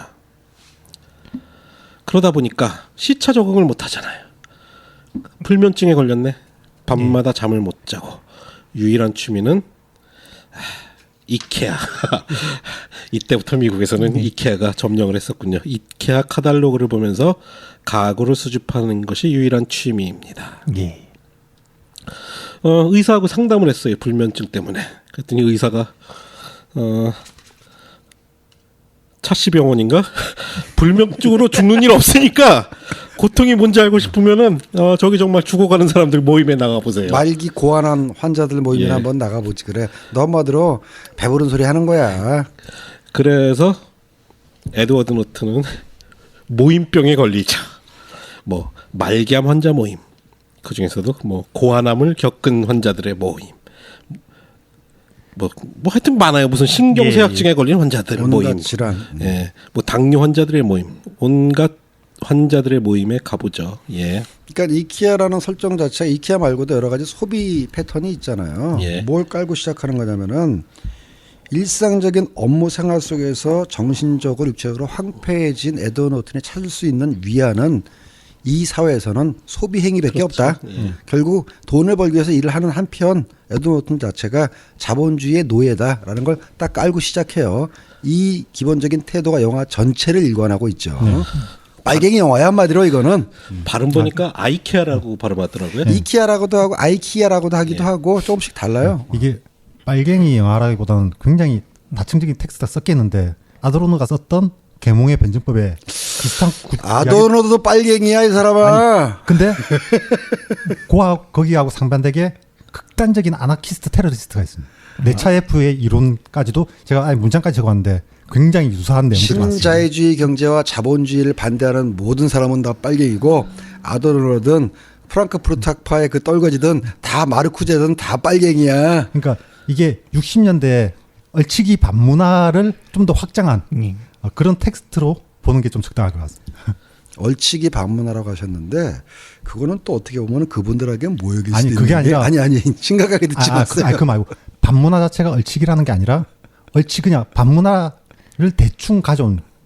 그러니까 그들이 반문화를 갖다가 제대로 그 반문의 정신을 제대로 가져온 게 아니라 예. 굉장히 얼치기로 소비하고 있는 놈들을 보고 있는 자, 영화라는 뜻이. 일단 발음부터 좀 반문화 아니고요. 반문화인데 저거죠. 그러니까 얼치기라는 말에 대해서 예민하게 반하셨는데 저는 거기에 대해서 반대하는 게 아니라 핀처가 살았던 세대가 결국 60년대 카운터 컬처라는 것 자체가 40년대 태생 미국의 386이라고 얘기하는 히피 세대들의 주류 문화 아니었겠어요. 근데 핀처 세대 또는 저희 세대가 바로 그 형님들이 한창 20대 때 꼬맹이로서 코 올리면서 그런 것들 봐왔거든. 그래서 핀처의 잠재의식 속에서도 핀처 자체가 카운터 컬처의 메인 세대는 아니지만 그거를 그나마 어렸으라도 기억이라도 하는 세대로서 거기에 대한 흔적을 영화에 담았기 때문에 이 텍스트를 영화로 선택했을 거라는 의미예요, 저는. 반면에 우리 스탠리 형은 반문화의 황제죠. 저는 반문화의 형님의 그 꼬맹이로서 그걸 봤고 지금 왜냐하면 당시에 그 세대에 비슷했던 그 저희 12살 많은 저희 사촌 형님이 그런 것들을 굉장히 많이 하는 걸 제가 어려서 봤고 지금 성인 된다면 반문화와 반문화를 동시에 섭렵했었죠. 그래서 에드워드 노튼은 여러 가지 모임에 환자인 척 위장을 하고 참석을 하지만 그렇다고 해서 무슨 마음의 위안을 그다지 많이 찾는 것 같진 않아요. 마음의 위안을 찾기는 해요. 그렇게 가짜 모임을 나가다가 에드워드 노튼은 한 여성을 발견하죠. 자기와 비슷하게 모임 중독증에 걸린 여성, 바로 우리 또 헬레나 보낸 카터 누님이 연기하는 말라. 이때 좋았어. 헬레나 말라. 예. 바로 여기가 원작하고 굉장히 큰 차이가 나는 부분인데 원작에서는 사실 모든 이 작전들 그다음에 파이트 클럽 이런 것들이 오로지 말라를 위해서 진행이 되는 원작은 로맨스군요. 예. 그러다가 출장을 간 비행기에서 우연찮게 에드워드 노튼은 옆자리에 앉은 비누 판매상 타일러 더든을 만나게 되고 그의 명함을 받죠. 그 사람이 바로 브래드 피트. 예. 그리고 이제 집에 왔는데 집에 와보니까 자기 집이 불에 훨훨 타고 있어요. 가스 노출로 집이 폭발해버린 거죠. 그래서 어디 오갈 데도 없고 문득 타일러 더든에게 받은 명함이 생각나 타일러에게 전화를 하고 술집에서 그를 만나죠. 근데 그 집에 타일러가 자기 집에 와. 그래서 에드워드 노튼은 가기로 결정을 해요. 근데 집에 가기 전에 술집을 나오면서 타일러가 야, 나 한 대만 때려봐. 그쵸. 그래서 에드워드 노튼이 때렸어요. 미쳤어? 그러면서도 한 때리니까 어쩔 수 없이 때리죠. 그랬다가 2배로 맞죠. 근데 에드워드 노튼은 이 주먹질이 고통스럽기보다는 묘한 쾌감이 있는 것 같아요. 그때 갑자기 피네드가 나타나면서 이 고통의 즐거움을 느껴봐. 스윗 서퍼링이라고 얘기할 것 같은. 예. 그러면서 타일러 더든과 이 에드워드 노튼은 기묘한 동거 생활을 시작하는데 이들의 주요 일정 중에 하나가 1대1로 그 바 앞에서 주먹을 서로 치받는 예. 그리고 이들의 싸움에 동창하는 사람들이 하나씩 생겨나죠. 바로 이들 집단이 파이트 클럽입니다. 천피 클럽이지. 예. 무슨 말로 하면은. 근데 그 와중에 자기가 관심 있게 지켜봤던 말라. 이 말라가 타일러 브래드 피트와 함께 정말 동물적인 섹스를 하고 그 소리를 들으면서 에드워드 노튼은 굉장히 괴로워하기도 해요. 예. 근데 문제는 이 바로 파이트 클럽이죠. 처음엔 단순히 서로 주먹을 나누던 이 집단이 타일러의 사상에 의해 점점 더 과격한 집단으로 발전해 나갑니다. 바로 현대 물질 문명을 혐오하고 기존 체제를 리셋하자라는 계획을 세우게 된다는 거죠. 체제의 관점에서 보면 그들은 테러리스트죠. 그렇죠. 처음에는 불만에 쌓인 놈들이 각자 주먹질하면서 스트레스를 푸는 정도 규모의 모임이었지만 점차 조직화되고 강해지면서 건물에 방화를 하고 폭파하고 이런 테러 집단으로 변해가는 과정입니다. 예. B급 영화를 다루는 팟캐스트로 저희가 시작을 했지만 방송을 하다 보니 A급 영화를 다루게 되고 뭐 그런 거죠. 예. 그러게요. 영화의 엔딩 오늘의 모든 영화 엔딩은 저희가 스포일러를 까도록 하겠습니다. 아직 이 영화를 못 보신 분은 스탑 버튼을 누르세요. 영화의 엔딩으로 가면 사실 이 폭력적인 에드워드 노튼과 정반대 지점에 있고 에드워드 노튼이 동화되어 가는 것 같았던 이 타일러 더든은 사실 에드워드 노튼의 또 다른 자아였던 거죠. 예. 사실은 동일 인물이었어요. 근데 그게 예. 대단한 스포일러도 아닌 게 말이죠. 그 뒤에 가서 사실은 브래드 피트라는 존재 자체가 에드워드 노튼의 관념이 만들어낸 또 다른 자아라는 거를 설명하기 위해서 CCTV 인서트 카트를 굉장히 많이 넣잖아요. 예. 나는 정확하게 세워보지는 않았지만 엔딩에 가서 그 벤 앞에서 넘어지고 자빠질 때 칼라 샷에서는 그러니까 보통 샷에서는 브래드 피트하고 에드워드 노튼이 싸우는 것처럼 보이고 그렇지만 그 지하 주차장에서 CCTV에 잡힌 화면에서 보면은 에드워드 노튼이 혼자서 자빠지고 넘어지는 걸 통해서 아 둘이 동일 인물이라는 걸 단서를 준 것까지는 알겠는데 왜 그렇게 많이 넣어? 난 한두 카트만 넣으면 될 것 같은데 거기서 좀 핀처가 좀 이거 관객이 못 알아먹으면 어떡하지? 불안감에 쌓였는지 굉장히 많이 설명하고 있어요. 그것보다 어느 정도는 약간 슬랩스틱 코미디의 느낌을 내려고 한 게 아닌가 생각이 들 정도로 좀 많이 쓰긴 했어요. 그렇기도 왜냐면 그 장면은 나중에 이제 중반에 자기 그 사장한테 가가지고 사장 앞에서 자해하면서 사장님이 나 때렸죠? 이러면서 혼자서 때리고 넘어지고 이런 연기를 에드워드 노튼이 하잖아요. 그걸 확장해라 볼 수도 있죠. 아 근데 한 가지 얘기할 거는 우리가 흔히 이 미국 배우들 볼 때는 뭐 있겠어 하는데 여기서 우리가 다시 또 에드워드 노튼의 놀라운 슬랩스틱 연기와 그 신체적 능력을 경험하지 않습니까? 훈련을 기본적으로 받아 애들이. 그러니까 이런 연기가 되는 거라 보니까. 예, 예. 이 영화 때문에 훈련 굉장히 많이 받았대요. 그랬을 거예요. 도대체 무슨 영화를 찍으려고 하나 싶을 정도로. 그리고 에드워드 노튼이 또라이로 나오지 않는 또라이인가? 심한 또라이로 나오지 않는 거의 유일한 영화거든. 프라이멀 피어부터 시작해가지고 주로 에드워드 노튼은 또라이 뭐 사회 부적응자였는데 그것도 아유, 초반만 그래요 대부분. 아유, 어떻게 생각하면 이것만큼 또라이가 어디 이것만큼 있어요? 또라이가 없는 거죠. 세상을 리셋하는데 또라이죠. 초반에는 그래도 또라이가 아니었어요.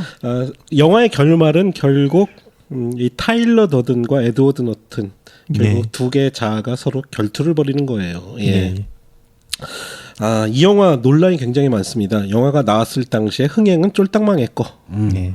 호불호가 굉장히 강했고 하지만 이 영화의 광적인 팬들도 굉장히 많고 심지어 데이비 핀처의 최고 걸작으로 뽑는 사람도 만만치 않게 많습니다. 지금도 많이 있고 우리나라도 많이 있을 거예요. 여기 계신 분들은 이 영화 호불호 중에 어떤 편에 속하시나요? 저는 처음 개봉 당시에는 아주 안 좋게 봤다가 요번에 다시 보면서 그렇게까지 나쁘지는 않구만. 그래도 핀처 작품 중에서는 그래도 좀 빠진다. 저는 그렇게 봅니다. 저는 이게 굉장히 불균질한 작품이거든요. 핀처 전체 작품으로 봐도, 그러니까 웰메이드 영화라는 면으로 봤을 때는 이건 그렇게까지 잘 만든 영화는 못 됩니다. 핀처 영화로 봐도 그렇고 일반적인 영화 문법으로 봐도 그렇고. 다만 뭔가 모를 기묘한 에너지가 풍겨나오는 게 있는데 그 에너지를 좋아할 수 있는 사람은 굉장히 좋아할 거라고 생각하고요. 저도 좀 좋아하는 편에 속해요. 저도 이 영화 좋아하는 쪽인데 일단 이 영화 한번 갈 때까지 가보자. 그리고 굉장히 패셔너블하게 영화 만들었지 않습니까? 예, 예. 그러니까 우리가 당시에 어떤 기존의 영화 문법을 가지고 정돈된 영화를 쭉 만들어 나갈 때 뭔가를 다 때려 붙여 넣어서 한번 끝까지 가면 어떤 영화가 나올 것인가. 좀 파이트 클럽이 나올 거라고 봅니다. 하고님은 어떻게 보셨어요? 저는 이렇게 설명할 수 있을 것 같아요. 파이트 클럽은 데이비 핀처의 위대한 실패작이다. 하지만 그의 실패작은 어떤 감독들의 최고 걸작보다도 뛰어나다. 아유, 또 저 준비한 멘트. 준비했어. 예. 제가 아까는 그냥 간단하게 소감만 말씀드렸지만 그 이유를 말씀드리자면은 파이트 클럽을 봤을 때 딱 첫 든 느낌은 얘 왜 이렇게 오버하나? 그러니까 세븐의 성공으로 고무된 거는 알겠어요. 뭐 완성도 면에 있어서나 흥행 면에 있어서나 두 가지를 다 아니 영화하는 사람의 꿈이에요. 흥행도 잘 되고 평가도 잘 받는다는 거는 정말 꿈이거든. 그래서 고무된 건 알겠는데 제가 세븐을 볼 때 거부감을 가졌던 거는 지나치게 관념적인 대사와 아주 노골적으로 드러내려고 하는 사상의 배경을 보면서 지금 한 가지 수정하실 거는 세븐을 보고 느끼신 게 아니라 파이트 클럽을 보고 죄송합니다. 느끼신 파이트 거죠. 클럽을 세븐이 예. 뒤에 이 파이트 클럽 보고 느낀 거는 왜 이렇게 관념적으로 놀지? 그리고 왜 이렇게 자기 갖고 있는 철학과 사상을 티를 내려고 하지? 이건 뭐 편견이라고 인정을 합니다. 왜냐하면 미국 감독 중에서 코엔 형제를 제외하면 뉴욕 시내에서 활동하는 몇몇 인디 감독을 제외하면 헐리우드 시내에서 찍는 감독 중에서 그 무슨 철학이 대단한 게 있겠어? 라는 고정관념 쪽에서 봤을 때 얘 왜 이렇게 오버하나? 그런 생각이 특히 강했고 마지막으로 얘기하면 엔딩 장면 있잖아요. 다 무너지는 거 저는 속어를 씁니다. 아주 육갑 떨고 앉아있네. 그래 너의 철학을 이렇게라도 비주얼로 보여주고 싶은 거야. 야 핀처 너 공부나 제대로 하고 비주얼 보여줘라 해서 당시에는 거부감이 굉장히 심했어요. 그러니까 팝콘이나 먹으면서 막는 영화의 부류에 속하는 감독이라고 생각했던 사람이 갑자기 철학을 얘기하고 사상을 얘기하기 때문에 당시에는 그런데 지금 보니까 그 정도까지는 아니었네. 남들은 본인이 좀 야욕이 예술적 야심이 있는 작품이었네. 그래도 약간 어색한 건 감출 수가 없다. 그런 이유에서 별로였던 거죠. 저는 이번에 다시 보면서 어떤 느낌이었냐면 데이비 핀처가 광고나 뮤직비디오 감독 출신답지 않게 예. 짧은 호흡보다는 영화를 굉장히 긴 호흡을 가지고 만드는 감독이거든요. 맞아요. 예. 근데 왜 유독 이 영화에서만 잔재주를 이렇게 많이 부렸을까? 저는 그 생각이 좀 굉장히 짙더라고요. 제가 보기에는 일단 세븐이 나오고 나서 그 당시 비디오 가게에 갈 때마다 거의 매일 새로운 세븐류의 영화들이 나왔었거든요. 예. 예. 그러니까 비슷한 거 많이 나왔어요. 자기가 일단 하나의 패션을 만들어 놓고 사람들이 그걸 너무 추정하고 있으니까 새로운 패션을 만들고 싶었던 게 아닌가. 그것도 자기가 가장 잘했던 광고 스타일로. 예, 그런 생각이 듭니다. 전반적인 이야기의 주제나 그런 거를 봤을 땐 저는 이제 기본적으로 카운터 컬처 문화를 거의 그대로 갖고 온 영화거든요. 근데 이게 왜 90년대 말에 이런 영화가 나와야 되는가 생각을 해보면은 어떤 면에서는 사실 90년대 말이면은 그 당시에 카운터 컬처에 선봉했던 히피들이 다들 여피가 돼가지고 소비 문화를 즐기고 향유하는 때가 된 거잖아요. 한마디로 돈의 영혼을 팔았던 시기죠. 예, 예. 그러니까 핀처가 그 여피들의 모습에 뭔가 환멸을 느껴가지고 너희 여피들 한번 엿먹어봐라라고 만든 영화가 아닐까라는 생각이 좀 들기도 해요. 그거는 마치 한국의 386을 지탄하는 그 후속 세대들이 386 엿먹어라라고 만든 그런 느낌하고 비슷한 건가요? 저는 그런 느낌도 어느 정도 있는 것 같아요. 원작보다 더 문명 비판적 요소가 많이 나오거든요. 많아. 근데 예. 그러면서도 굉장히 불균질하게 충돌하고 있거든요. 일단은 제가 아까 계몽의 번증법 언급했는데 가치의 유일한 척도는 얼마나 이목을 끄는가 또는 얼마나 포장을 잘하는가에 달려있다. 이 파이트 클럽 초반에 결국 이케아 가구들을 보여주면서 했던 예, 것들이죠. 그러면서 동시에 아도르노와 전혀 어울리지 않는 네차이프라는 특히 아나키스트가 보통 대부분 굉장히 평화주의자인데 이 인간은 극단적인 테러리스트거든요. 이 인간이 했던 얘기 중에 하나가 혁명가는 어떤 종류의 교조주의도 경멸하며 평화도 과학도 거부한다. 평화는 미래 세대의 몫이다. 혁명가가 아는 과학은 오직 하나. 파괴의 과학이다. 그 말은 아나키스트가 평화주의자라는 말하고 좀 배치된 거 아닌가요? 그러니까 네차이프야말로 아나키스트에서도 굉장히 돌출된 이상한 인간입니다. 근데 뭐 네체뿐만 아니라 바쿠닌 같은 사람도 실질적으로 굉장히 폭력적 행동을 예찬했던 사람인데. 네. 근데 바쿠닌도 네차이프 정도는 아니었어요. 네차이프 이 사람은 그냥 우리와 다르면 완전히 다 죽여버린 사람이에요.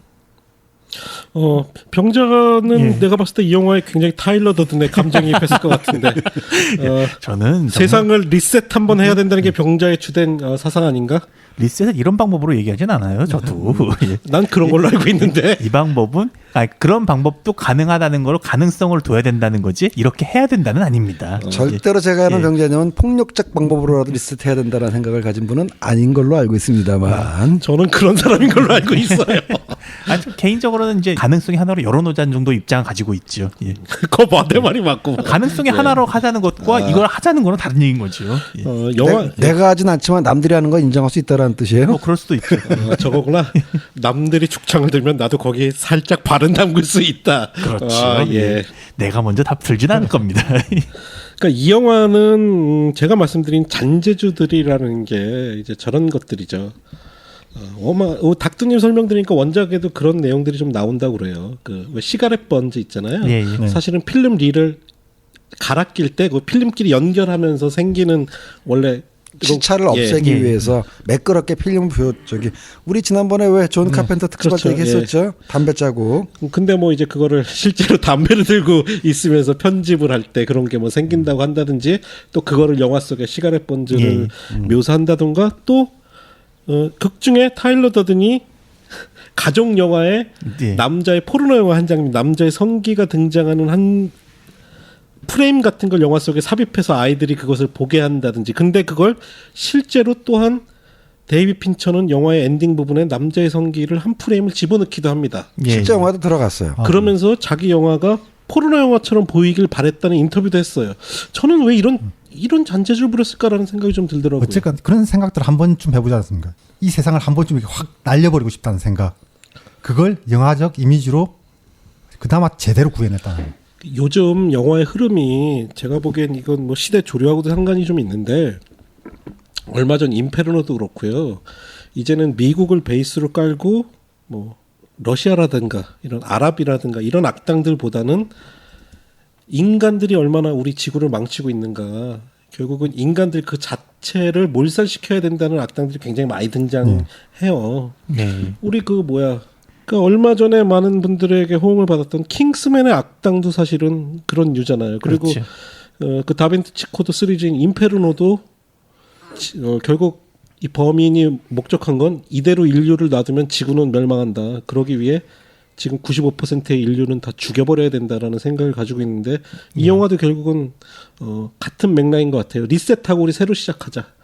그럼에도 이 영화의 차이점은 어쨌든 킹스맨이라든지 이런 건 이들이 악당으로 설정되고 결국은 자기의 행동이 막히는 거에 반해서 사실 이 파이트 클럽 원작도 실패하거든요. 실패해서 정신병원에 들어가는데 이 영화에서는 딱 깔끔하게 성공을 하는 거죠.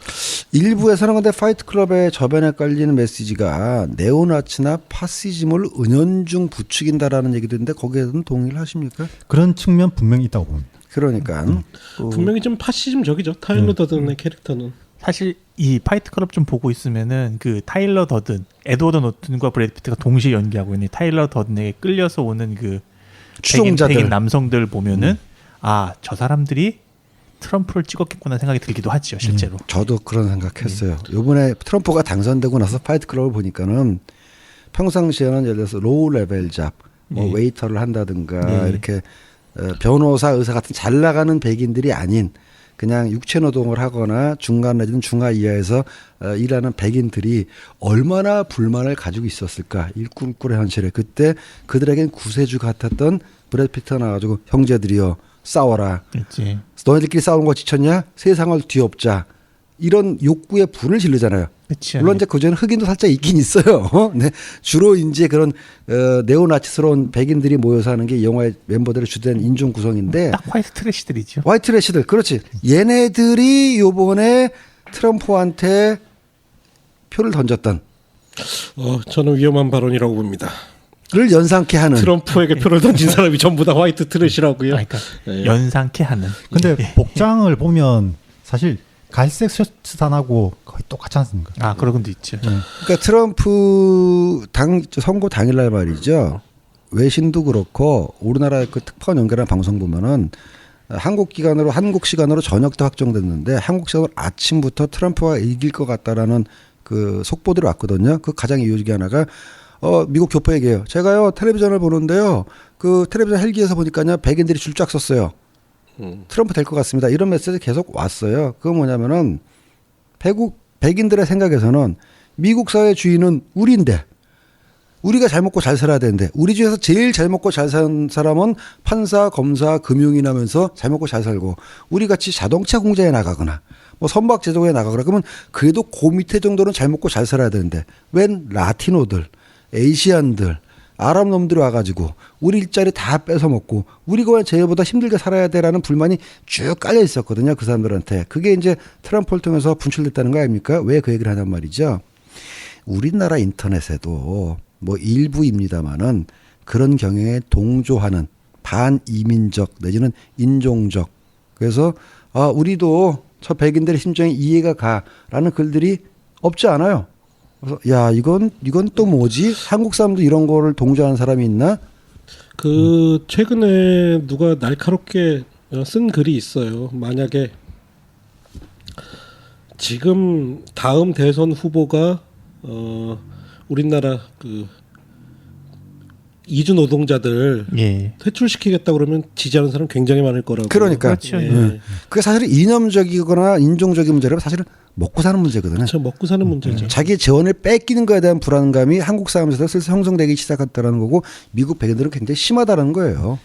제가 생각하는 파이트 클럽 이 영화의 가장 큰 문제점은 이 영화는 분명히 물질에 속박된 삶, 그다음에 신용사회에서 십신한 삶 이런 걸 그리고 있다고 영화에서 분명히 주장하는데 결국 우리가 담론을 나누다 보면 이런 그래요. 다른 얘기가 나온다는 거. 그러니까는 네. 저 이번에 대선 투표를 하게 된 거는 아무리 외국인 차별하면 안 되고 성적 취향을 가지고 차별하면 안 되고 이게 시대적인 담론인 것 같았지만 실제로 많은 사람들의 마음속에서는 아니 좀 차별하면 어때? 그놈들이 왜 우리랑 같아야 되라는 속마음을 품고 있었다라는 게 오히려 다수였다라는 게 드러났잖아요. 지금 우리나라 사회에서도 그런 거 하지 맙시다. 정치적으로 올바르게 합시다라는 게 외형적인 합의이지만 내부적으로는 그렇지 않은 사람들도 점차 늘어나고 있고 그중에 하나가 나는 일배 현상이라고 보거든요. 일배가 마련된 환경 자체는 뭔가 불순한 의도가 있는 것 같아도 일배가 활성화된 거에는 거기에 자발적으로 참여하는 사람들이 분명히 있다라는 거. 이런 것들이 일맥상통한 측면이 있다라고 봐요. 위험 징후 중에 하나라고 본다라는 거죠. 저는 이 영화 보면서 결국은 느낀 감정이 뭐냐면 우리 4명 중에 역시 제일 악당은 병자구나라는 생각이 좀 들었습니다. 왜? 갑자기 아무 말도 가만히 있었는데 왜요? 우리 4명 중에 타일러 더든이 제일 가까운 건 우리 병자구나. 그래서 병자를 모델로 악당 병자를 악당으로 삼은 영화가 나와야 되지 않을까? 병자님 악당이라면 나는 병자님한테 병자님을 괴롭히는 그 회사 사장 역할을 기꺼이 하겠습니다. 저도 악당이 되드리죠. 예. 제가 선동하면 따라오실 건가요? 근데 그리고 보니 이 파이트 클럽 영화 자체가 원작보다 훨씬 더 폭력적인데 유일하게 덜 폭력적인 부분이 하나 있습니다. 어디입니까 그게? 영화에서는 한 남성의 고환을 자르려다 말지 않습니까? 예. 원작에도 똑같은 장면이 나옵니다. 대신에 이미 잘라버린 고환들을 보관하는 냉장고가 있습니다. 저기 뭐야 지방을 가지고 비누 만드는 설정도 물론 원작에 네. 있겠죠. 그러니까 그리고 여기서 타일러 더든이 영화에서는 처음부터 비누 판매하는 사람 나오고 부업으로 영사기사로 나오는데 원작에서는 주업이 영사기사고 부업으로 비누를 판매. 뭐그 정도 영화적 각색을 허용될 수 있는 범위이긴 한데 이 타일러 더든은 어쨌든 이 영화로 영화 속 최고 캐릭터 중에 하나로 손꼽힙니다. 모든 영화 역사상 최고의 캐릭터에 꼭 손꼽혀요. 이 타일러 네. 더든 캐릭터는 그만큼 물론 영화가 말하고자 하는 부분에 우리가 동의하긴 쉽진 않지만 브래드 피트가 연기한 타일러 더든의 캐릭터는 굉장히 매력 있는 그래요? 데는 저희 모두 동의할 수 있을 것 같아요. 아 그리고 그 영화 결말에서 이 신용카드 회사와 국제정보센터를 폭파시키지 않습니까? 네. 예. 그래서 우리의 삶을 리셋시키겠다. 예. 이제 빚진 사람은 논하는 거죠. 아 그건 아주 반가워할 소리 같은데 사람들이 하지만 그걸 통해서 자기의 재산을 저축하고 한 사람들은 지옥이 펼쳐지는 거죠. 그렇군요. 예. 어쨌든 파이트 클럽 여전히 논쟁적인 영화고 논란의 소지가 많죠. 그리고 그의 광고쟁이 시절을 예. 가장 떠올리게 하는 영화이기도 합니다. 그렇지. 그래서 결국 파이트 클럽이 좋은 영화인가 나쁜 영화인가는 결국 영화를 보시는 개개인이 선택하시길 바랍니다.